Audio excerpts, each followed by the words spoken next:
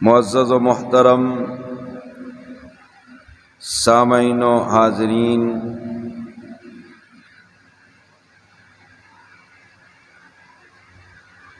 یہ حج کے مہینے ہیں، شوال، ذی القعدہ اور ذو الحجہ۔ اس مناسبت سے حج کی فضیلت و اہمیت آپ کے گوش گزار کرنا چاہتا ہوں۔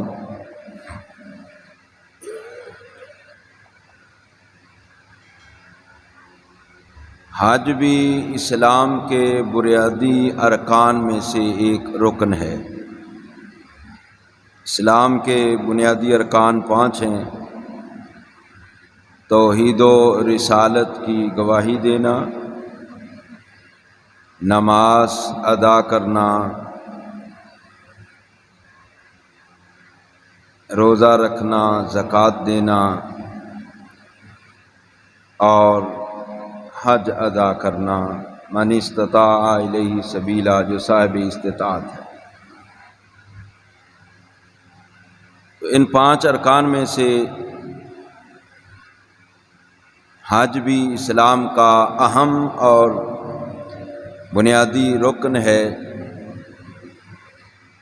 اللہ پاک نے قرآن مجید کے اندر ارشاد فرمایا: وَلِلَّهِ عَلَى النَّاسِ حِجُّ الْبَيْتِ مَنِ اسْتَطَاعَ إِلَيْهِ سَبِيلًا، اور اللہ کے لیے لوگوں پر حج بیت اللہ شریف فرض ہے جو بندہ اس راستے کی استطاعت رکھتا ہے۔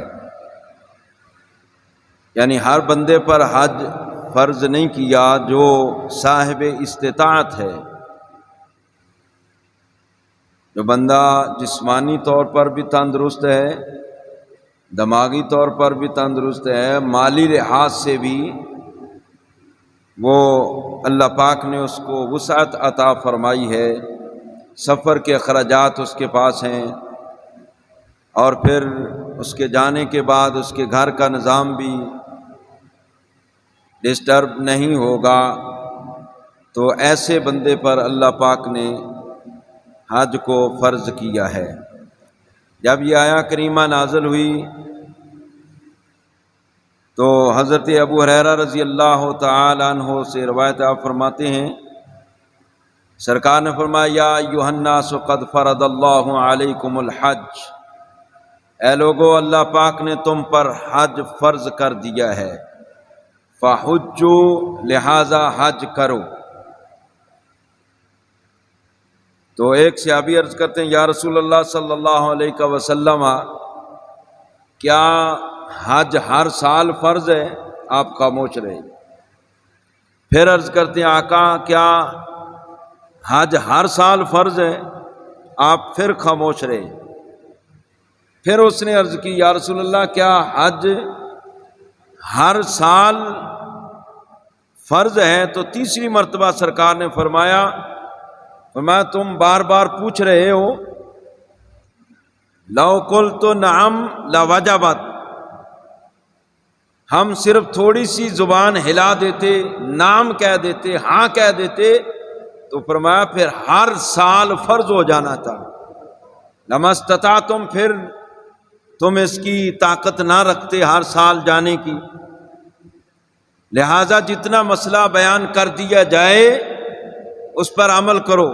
ہم اگر ہاں کہہ دیتے تو ہر سال فرض ہو جاتا۔ اب ہر سال صاحب استطاعت پر حج فرض نہیں ہے، صاحب ثروت اور صاحب استطاعت پر زندگی میں ایک مرتبہ حج ادا کرنا فرض ہے۔ تو گرامی قدر حضرات، یہ مسئلہ اس حدیث پاک سے کلیئر ہو گیا۔ پہلی قرآن میں تو یہ ہے کہ صاحب استطاعت پر حج فرض ہے۔ کیا ہر سال فرض ہے؟ نہیں، ہر سال نہیں، زندگی میں ایک مرتبہ حج کرنا صاحب استطاعت پر لازم ہے۔ ہاں، اگر اللہ پاک نے وسعت دی ہے تو ہر سال بندہ حج میں جائے، حج کے بڑے فائدے ہیں، احادیث مبارکہ موجود ہیں سرکار کی۔ سرکار سے عرض کیا گیا یا رسول اللہ صلی اللہ علیہ وسلم کہ سب سے بہترین عمل کون سا ہے؟ سرکار نے فرمایا اللہ اور اس کے رسول پر ایمان لانا اور اس کے بعد جہاد فی سبیل اللہ۔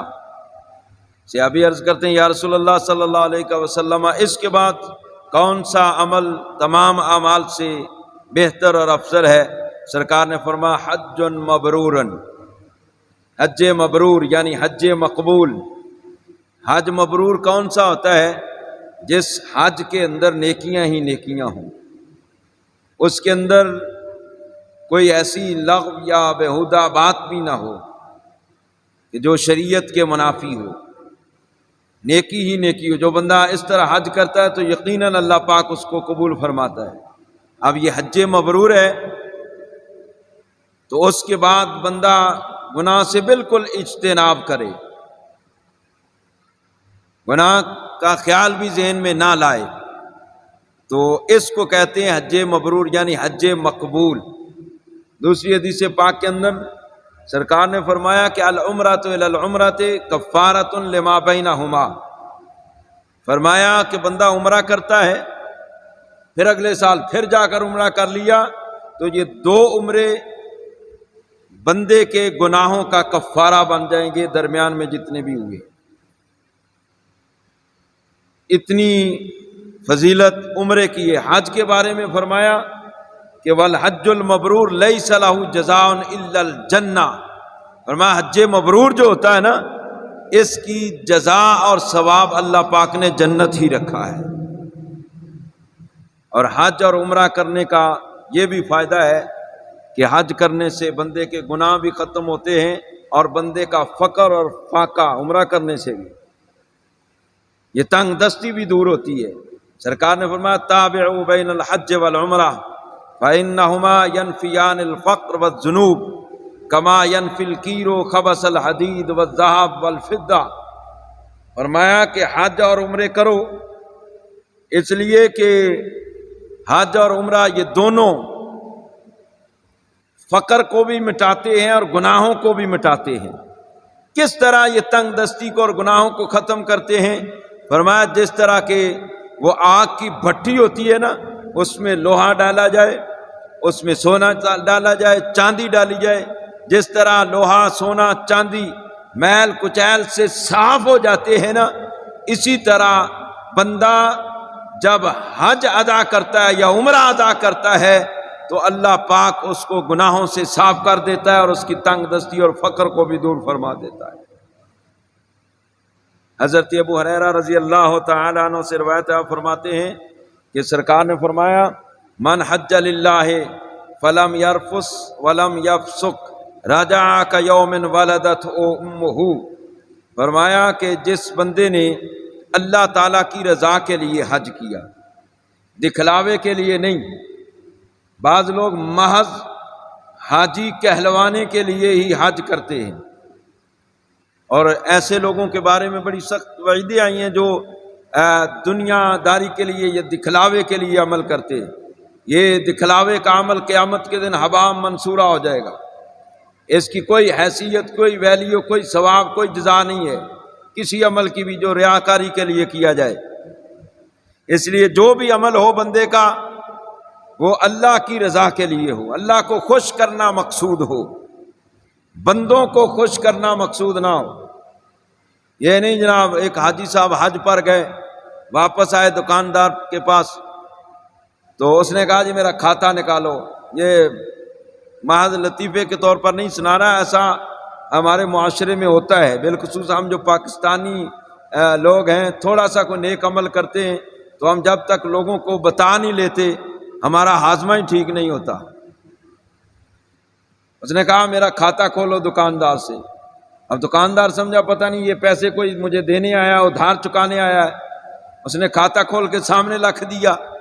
اب اس کا جہاں نام لکھا ہوا تھا نا تو حاجی صاحب کہنے لگے یہاں لکھو حاجی غلام رسول۔ ہم باقاعدہ لوگوں کو بتاتے ہیں کہ اب ہمارے ساتھ کے نام کے ساتھ حاجی لگاؤ، اور بعض لوگ جناب محض اس لیے کہ چلو یار حج کر کے آتے ہیں، مال تو ٹھیک ٹھاک ہے، لوگ حاجی تو کہیں گے۔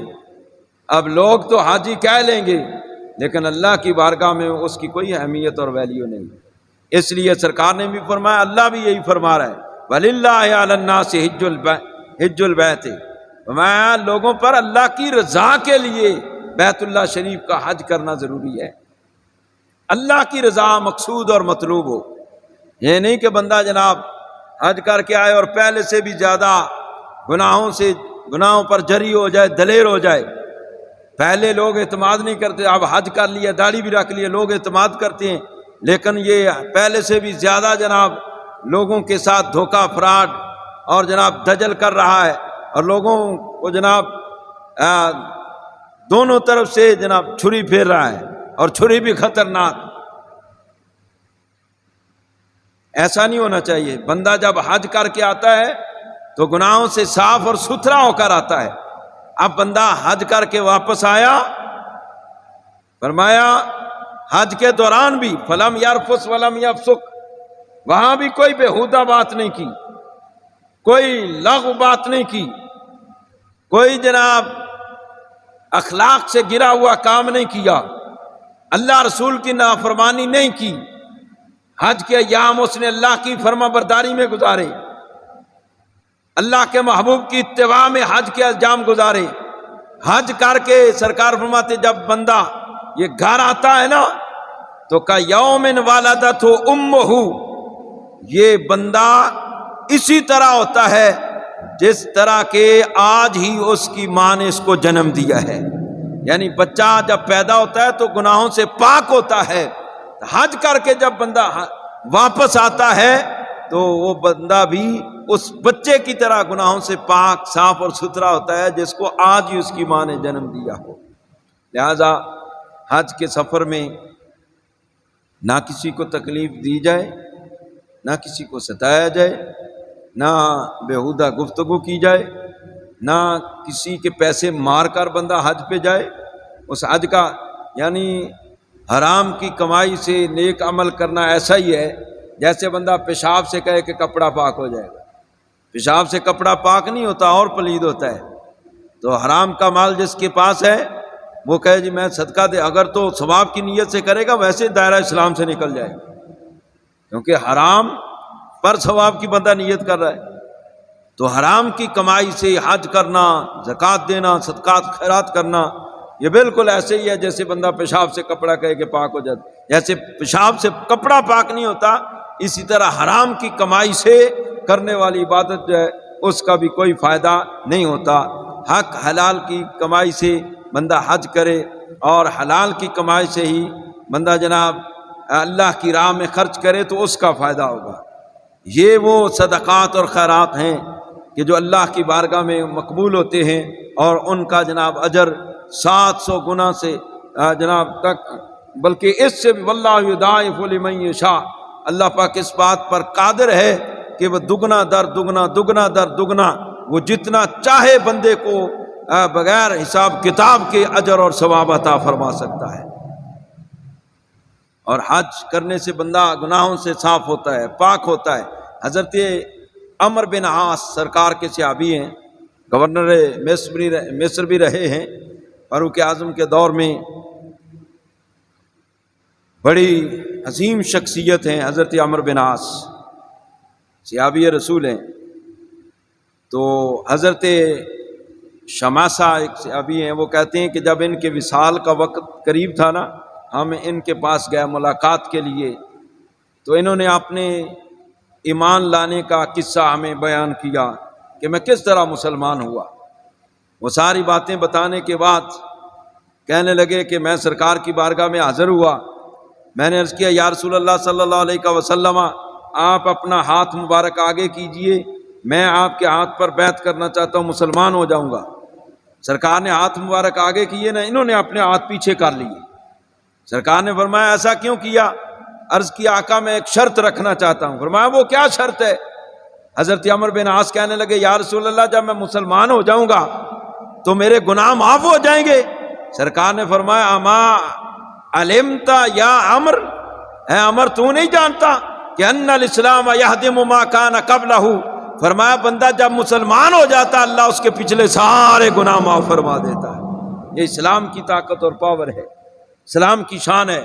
اور فرمایا سنو پھر آگے، وَأَنَّ الْحِجْرَةَ تَهْدِمُ مَا كَانَ قَبْلَهَا، بندہ اللہ رسول کے لیے جب ہجرت کرتا ہے، دین کے لیے ہجرت کرتا ہے، تو ہجرت کا اتنا ثواب ہے اللہ پاک ہجرت کی برکت سے بھی پچھلے سارے گناہ معاف فرما دیتا ہے۔ اور آخر میں فرمایا وَأَنَّ الْحَجَّ يَهْدِمُ مَا كَانَ قَبْلَهُ، فرمایا حج کی یہ شان ہے، بندہ جو اللہ کی رضا کے لیے حج کر لیتا ہے نا، اللہ پاک اس کے بھی پچھلے سارے گناہ معاف فرما دیتا ہے۔ بلکہ یہاں تک جب حاجی حج کرنے کے لیے گھر سے نکلتا ہے نا، حضرت سہل بن سعد کہتے ہیں سرکار نے فرمایا کہ جب حاجی حج کرنے کے لیے گھر سے نکلتا ہے اور وہ تلبیہ پڑھتا ہے لبیک اللہم لبیک، فرمایا اس کے دائیں بائیں جتنے بھی پتھر ہوتے ہیں، جتنے بھی درخت ہوتے ہیں، یہاں تک کہ جہاں تک زمین کی انتہا ہے، فرمایا وہاں تک جب حاجی تلبیہ کہتا ہے نا کہ لبیک اللہم لبیک، حاجی تلبیہ بولتا ہے، دائیں بائیں جتنے بھی جناب شجر حجر ہیں وہ سارے کے سارے اس کے ساتھ ساتھ تلبیہ کہتے ہیں۔ لیکن شرط وہی ہے پیچھے جو گزری ہے بات کہ حج بندہ کرے اللہ کی رضا کے لیے۔ اور پھر حج کی شان کہ حضرت ابو موسیٰ اشعری رضی اللہ تعالیٰ عنہ کہتے ہیں سرکار نے فرمایا کہ حاجی جو اللہ کی رضا کے لیے حج کرتا ہے وہ اپنے قبیلے کے 40 گھروں کی سفارش کرے گا قیامت کے دن اللہ کی بارگاہ میں۔ ایک روایت میں 40 نہیں 400، فرمایا 400 گھروں کی، اپنے قبیلے کے جو گھر ہیں 400 گھروں کی حاجی سفارش کرے گا قیامت کے دن۔ اور ایک روایت میں 400 بندوں کی شفاعت کرے گا۔ اور فرمایا وَيَخْرُجُ مِن ذُنُوبِهِ كَيَوْمٍ وَلَدَتْهُ أُمُّهُ، خود اس کی اپنی شان یہ ہوگی، حاجی جب حج کر کے لوٹتا ہے تو گناہوں سے ایسے ہی نکل جاتا ہے جس طرح کہ آج ہی اس کی ماں نے اس کو پیدا کیا ہے۔ اور پھر ایک حدیث پاک کے اندر یہ بھی آتا ہے حاجی کی شان کے حوالے سے، حضرت عبداللہ ابن عمر کہتے ہیں سرکار نے فرمایا اذا لقیت الحاج، حاجی جب حج کر کے آئے نا، فرمایا کہ جب تم حاجی کو ملو فسلم علیہ، اس کو سلام کہو، وصافحہ، اس سے مصافحہ کرو۔ فرمایا اس لیے کہ گھر داخل ہونے سے پہلے پہلے جب وہ دعا کرے گا نا، اس لیے اس کو پہلے ہی کہہ دو حاجی کا استقبال کرو، وہ آیا اسے سلام کرو، مصافحہ کرو، معانقہ کرو، اور اسے کہو کہ گھر جانے سے پہلے پہلے ہمارے لیے دعا کرو۔ تو حضور فرماتے ہیں کہ حاجی کی یہ شان ہے کہ جب وہ گھر جانے سے پہلے پہلے کسی کے لیے دعا کر دیتا ہے نا تو اللہ پاک اس کی دعا کو قبول فرماتا ہے۔ کیوں؟ وہ خود بھی بخشا ہوا ہے، جس کے لیے دعا کرے گا اللہ پاک اس کی بھی بخشش فرما دے گا۔ اور جو بندہ حج کے راستے میں فوت ہو جاتا ہے، حضرت ابو ہریرہ رضی اللہ تعالیٰ عنہ سے روایت ہے، آپ فرماتے ہیں سرکار نے فرمایا من خرج حاجا، فرمایا جو بندہ گھر سے نکلا حج کے ارادے سے، فماتا، راستے میں اس کا وصال ہو گیا، کتب لہ اجر الحاج الی یوم القیامہ، اللہ پاک قیامت تک اس کے نامہ اعمال میں حجوں کا ثواب لکھتا رہے کہ ہر سال کے حج کا اس کے نامہ اعمال میں ثواب لکھا جائے گا، یا قیامت تک اس کے نامہ اعمال میں حج کا ثواب لکھا جاتا رہے گا۔ اور اسی طرح فرمایا جو بندہ عمرہ کرنے کے لیے نکلا اور راستے میں اس کا وصال ہو گیا، اس کو بھی اللہ پاک یہی اجر عطا فرمائے گا، قیامت تک اس کے نامہ اعمال میں عمرے کا ثواب لکھا جاتا رہے گا۔ اسی طرح فرمایا جو بندہ جہاد کی غرض سے گھر سے نکلا اور راستے میں ہی فوت ہو گیا، اس کے کھاتے میں بھی قیامت تک غازیوں کا ثواب لکھا جاتا رہے گا۔ تو گرامی قدر حضرات، جو بندہ صاحب استطاعت ہونے کے باوجود حج نہیں کرتا، اس کے لیے بھی احادیث کے اندر سخت وعید ہے اور سرکار اللہ پاک نے قرآن میں فرمایا ومن کفر، جس بندے نے حج کا انکار کیا یا وسعت کے باوجود حج نہیں کیا، فإن اللہ غنی عن العالمین، تو پھر اللہ پاک بے نیاز ہے، وہ بے نیاز ذات ہے، اللہ پاک عالمین سے بے نیاز ہے۔ تو سرکار نے وضاحت یوں فرمائی ہے، سرکار نے فرمایا کہ من ملک زادا وراحلۃ تبلغہ الی بیت اللہ، ما جو بندہ صاحب استطاعت بھی ہے، اللہ پاک نے اسے بہت رزق عطا فرمایا، وسعت موجود ہے، کشادگی موجود ہے، جانے کے سارے انتظامات بھی موجود ہیں، بجان بوجھ کر دنیا داری میں پھنسا ہوا ہے۔ حالانکہ دنیا داری، یہ دنیا کے کام رکنے والے نہیں ہیں، بندہ اس نیت سے بیٹھا رہے تو یہ تو کام ختم ہونے والے ہیں ہی نہیں۔ آج ایک ٹینشن ختم ہوئی ہے، کل دوسری شروع ہو جائے گی۔ سرکار نے فرمایا جس بندے کے پاس مال بھی ہے اور صحت بھی ہے، تندرستی بھی ہے، اور بندہ وہاں پر جا بھی سکتا ہے، اس کے باوجود وہ بندہ حج نہیں کرتا، تو سرکار نے اس طرح بیزاری کا اعلان کیا ہے، فرمایا وہ یہودی ہو کر مرے یا نصرانی ہو کر مرے، ہمیں اس کی کوئی پرواہ نہیں ہے۔ اور دوسری روایت میں حضرت ابو امامہ سے روایت ہے، فرماتے ہیں کہ جس بندے کو کوئی شے مانے نہ ہو، روکنے والی نہ ہو، یعنی بندہ جا سکتا ہے، اس کے باوجود وہ حج پر نہیں جا رہا، اور کوئی بادشاہ بھی نہیں روک رہا، یا اس کو ایسا مرض بھی نہیں ہے جس کی وجہ سے وہ سفر نہیں کر سکتا، بندہ تندرست بھی ہے، کوئی روکنے والا بھی نہیں ہے، مال و دولت بھی ہے، سرکار نے فرمایا وہ اسی حال میں اگر مر گیا نا، فرمایا اس کو اختیار ہے وہ یہودی ہو کر مرے یا نصرانی ہو کر مرے۔ اور تیسری روایت میں سرکار نے فرمایا من کان لہ مالا یبلغہ حج بیت ربہ او تجب علیہ فیہ الزکوٰۃ۔ اب یہاں پر دو باتیں حدیث پاک کے اندر، فرمایا ایک بندے کے پاس اللہ پاک نے اس کو مال و دولت عطا کیا ہے، وسعت ہے، کشادگی ہے، صحت بھی ہے، اس کے باوجود وہ حج نہیں کر رہا، حج فرض ہو چکا ہے، حج کر نہیں رہا۔ اسی طرح ایک بندہ صاحب نصاب ہے، زکوٰۃ اس پر واجب ہے، زکوٰۃ نہیں دیتا، فرمایا ایسا بندہ مرتے ہوئے دنیا میں واپسی کی تمنا کرے گا، حالانکہ واپسی کی تمنا کافر نے کرنی ہے۔ حضرت عبداللہ ابن عباس، آپ پر یہ سوال ہو گیا کہ مرتے ہوئے واپسی کی تمنا تو کافر کرے گا، تو آپ نے سورہ منافقون کی آخری آیات پڑھ کر سنائی، میں کافر بھی نہیں، یہ مسلمان بھی جو جان بوجھ کر حج کے اندر تاخیر کرتا رہا، جان بوجھ کر زکوٰۃ نہ دیتا رہا، فرمایا مرتے ہوئے وہ واپسی کی تمنا کرے گا۔ اللہ نے فرمایا وَأَنفِقُوا مِمَّا رَزَقْنَاكُم مِّن قَبْلِ أَن يَأْتِيَ أَحَدَكُمُ الْمَوْتُ فَيَقُولَ رَبِّ لَوْلَا أَخَّرْتَنِي إِلَىٰ أَجَلٍ قَرِيبٍ فَأَصَّدَّقَ وَأَكُن مِّنَ الصَّالِحِينَ۔ فرمایا اللہ کی راہ میں خرچ کرو، اس کے دیے ہوئے سے خرچ کرو، ہے تو دیا ہوا اللہ کا ہی ہے، قبل اس کے کہ موت آ جائے۔ پھر بندہ کہے لولا اخرتنی الی اجل قریب، مولا تھوڑی سی مہلت دے دے، مولا تھوڑا سا ٹائم دے دے، فاصدق واکم من الصالحین، میں صدقہ بھی کروں گا، زکوٰۃ بھی دوں گا، نیک بھی ہو جاؤں گا، نمازیں بھی پڑھوں گا، روزے بھی رکھوں گا، مولا تھوڑی سی مہلت دے دے۔ لیکن وہاں اذا جاء اجلہم لا یستأخرون ساعۃ ولا یستقدمون، موت کا وقت مقرر ہے، جب موت آنی ہے اسی اپنے مقررہ وقت پر آنی ہے، ایک لمحہ کے لیے بھی تقدم اور تاخر نہیں ہوگا۔ موت جب وقت مقرر آ گیا پھر فرشتے نے چھوڑنا نہیں ہے، روح کو قبض کر لینی ہے۔ بندہ اس وقت لاکھ کہے کہ مجھے تھوڑا سا وقت دو، تھوڑی سی مہلت دو، 1 سال کا ٹائم دو، میں اپنا سارا کچھ اللہ کی راہ میں خرچ کر دوں گا، لیکن اب پچھتائے کیا ہوت جب چڑیاں چگ گئیں کھیت۔ جو بندہ صاحب استطاعت ہونے کے باوجود حج نہیں کرتا، وہ بندہ اللہ کی طرف سے برکتوں سے، رحمتوں سے، بخشوں سے، اللہ پاک کی جو پیار ہے، شفقت، اس سے بھی محروم ہوتا ہے۔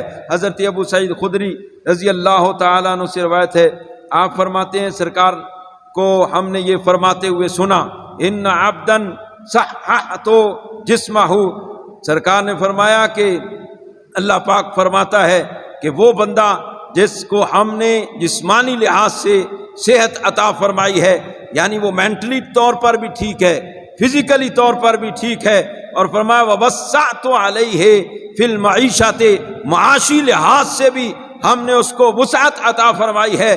تمدی علیہ خمسۃ اعوام، فرمایا جسمانی طور پر بھی ٹھیک ہے، مالی طور پر بھی ٹھیک ہے. حج فرض ہو گیا ہے، فرض ہونے کے باوجود اگر بندہ 5 سال اسی طرح گزار دیتا ہے نا، تو حضور فرماتے ہیں، اللہ فرماتا ہے کہ وہ اللہ کی بارگاہ میں بندہ محروم ہے.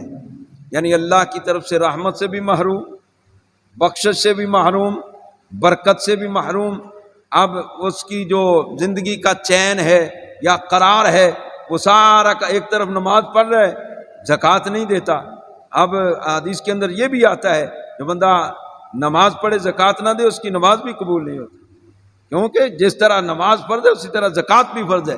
اب بندہ نماز تو پڑھتا ہے، حج فرض ہو گیا ہے، اب نماز کیسے منہ سے پڑھ رہا ہے؟ ایک عبادت فرض ہے اسی رب نے کی ہے وہ ادا کر رہا ہے، اسی رب نے حج بھی فرض کیا ہے، سب کچھ عطا فرمایا ہے، وہ اس سفر پر نہیں جا رہا تو گویا وہ اللہ کی طرف سے برکت سے گناہگار بھی ہو رہا ہے. حج جب فرض ہو گیا ہے تو اس کے اندر تاخیر کرنا یہ گناہ ہے. بغیر حج کیے اگر بندہ مر گیا تو بندہ اس جرم کی سزا دوزخ میں بھی بھگتے گا، وہ فسق پر فوت ہوا ہے. اگر بندہ کوئی حج کا انکار کرتا ہے تو وہ دائرہ اسلام سے نکل جائے گا.